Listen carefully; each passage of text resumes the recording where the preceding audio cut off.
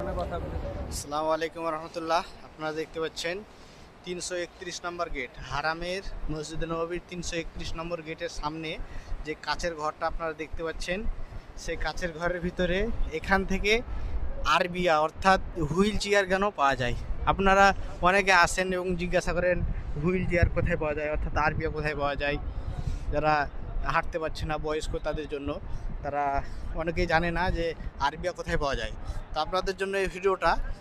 দেখতে পাচ্ছেন 330 নম্বর গেট এবং হারামের 17 নম্বর গেট।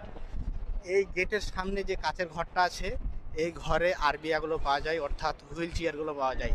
আপনারা ভিডিওটা বেশি বেশি শেয়ার করবেন যেন হাজিরা জানতে পারে যে হুইল চেয়ারগুলো কোথায় পাওয়া যায়, অর্থাৎ আরবিয়াগুলো কোথায় পাওয়া যায়। তাহলে হাজিদের সুবিধা হবে জানতে। ভিডিওটা আপনারা যদি শেয়ার বেশি বেশি করেন।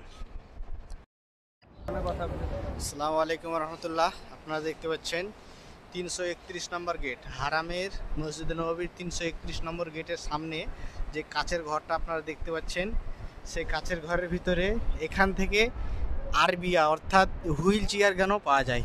আপনারা অনেকে আসেন এবং জিজ্ঞাসা করেন হুইল চেয়ার কোথায় পাওয়া যায়, অর্থাৎ আরবিয়া কোথায় পাওয়া যায়। যারা হাঁটতে পারছে না, বয়স্ক, তাদের জন্য, তারা অনেকেই জানে না যে আরবিয়া কোথায় পাওয়া যায়। তো আপনাদের জন্য এই ভিডিওটা।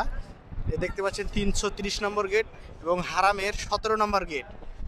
এই গেটের সামনে যে কাচের ঘরটা আছে, এই ঘরে আরবিয়াগুলো পাওয়া যায়, অর্থাৎ হুইল চেয়ারগুলো পাওয়া যায়।